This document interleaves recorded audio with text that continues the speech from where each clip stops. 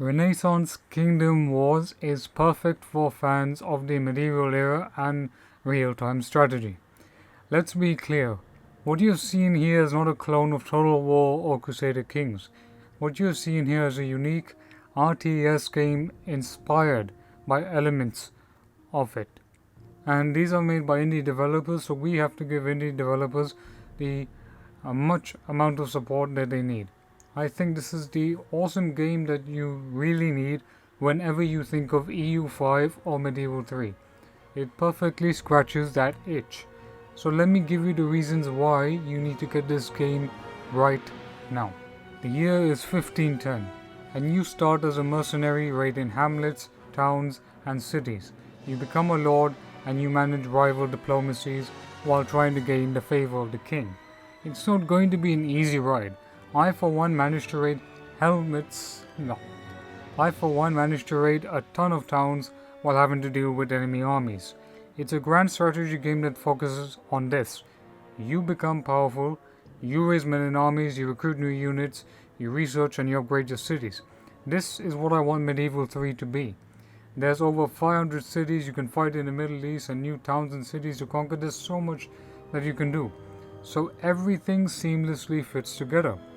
And of course, you will have to raise peasants to gather resources, use them to fight in your armies, gather those same resources to upgrade your towns, and research faster to build armies of shining steel and musket to engage at the height of the Renaissance era. Your city will also be built up in real time because you can go actually into 3D and build your city as you grow. So that's great, and you can sooner or later become so powerful that you can rebel against a monarch. So I ask you, can you build an empire that will last the legacy of time itself, becoming king and perhaps emperor? It's all a simple process, from managing humble towns to becoming an expanding empire, to even become the king of the kingdom. In no time, you will build your cities and hamlets, engage in trade, In no time, you will build your cities and hamlets, you will engage in trade, you will engage in economy and diplomacy is alright, but the economy is quite good. And all I would say is in this time of great conflict in Europe, you will partake in almost non-stop warfare, from epic sieges to naval combat and bloody field battles. The battles are, as they say, truly epic. There's over a capability of commanding more than several thousand units, fighting in epic sieges, field battles, and naval warfare. This is a game that provides more options to fight in. I didn't notice, however, if during the battles there was a dynamic weather system. I don't think there was.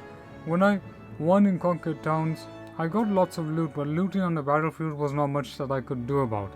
But I could loot and gain resources all while trying to stay friendly with, the king or the queen or whatever it is. While trying to stay friendly with the monarch. Here's the thing. This is an era of warfare that allows trebuchets, plated knights, and the first crude gunpowder units. You eventually see a transformation of technology as the battlefield will be turned into a true Renaissance battlefield. You will slowly see a transition towards pike and shot. But what you're seeing here right now is the start of something great. And games like these need more love. Games like this would have been way more popular back in the early 2000s when you had Empire Earth, Age of Empires, Rise of Nations. When you had so many games like this, this game would have been even more popular. Imagine during Crusader Kings 2's window frame of release. I can definitely imagine a game like this really succeeding, and Renaissance Kingdom Wars really needs your help. The developers behind the studio have done amazing work.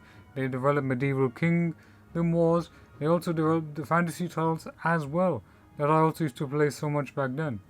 It's a simple game, and once you understand the mechanics, it's a little bit hard to learn, but it's not that hard to learn compared to, say, Total War or Paradox games. This game is perfect. If you're looking for a game that is Total War or Paradox and you're not sure whether to take this or this, you can go for this in between. That's what I will call this game. And not just this, the entirety of Greater Europe and beyond is your playground. From Sultanates of North Africa to Byzantium, the Russian states and the Golden Horde, and all the kingdoms of Western and Central Europe. And the goal of the game is simple. Start as a mercenary captain, a minor noble, or a king ruling a great nation. You can start from either position, though the best option is to start as a mercenary captain.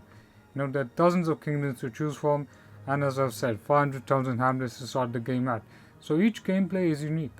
Some criticism that I would have of the game is that sometimes the game will make you build resources while you're fighting a battle.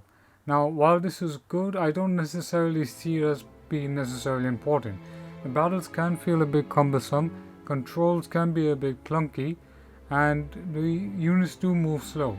So if there were things like that that could be improved, I would definitely want that. The reason why Total War succeeded far ahead of Paradox, and people will say, oh no, how can that be? Because Total War had an easy to use battle system. You could click and control a unit from XYZ to XYZ and they would follow that command. People do like some simplicity, but I am not advocating for that in this game.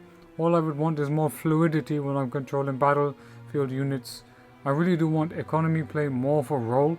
In diplomacy, there's not much of it that I saw, and the research is quite good, but you need to take time to get used to it, because you can recruit a bunch of peasants, but it's only male peasants and there's no female peasants, which is kind of weird. So I hope that they do take some inspiration maybe from Stronghold regarding that. And you also get stone, wood, gold, all these resources, but there's not much you can do with them apart from just recruiting for your army, getting chicken and livestock. Yes, you do need livestock for your medieval army in order for it to go and attack. An army cannot march without food. An army needs food. But the food system is just, you can move your armies around the battle map, you can do things here and there, but it feels a very simplified version of Total War campaign style, but kind of mirrored with a bit of complex details from Paradox.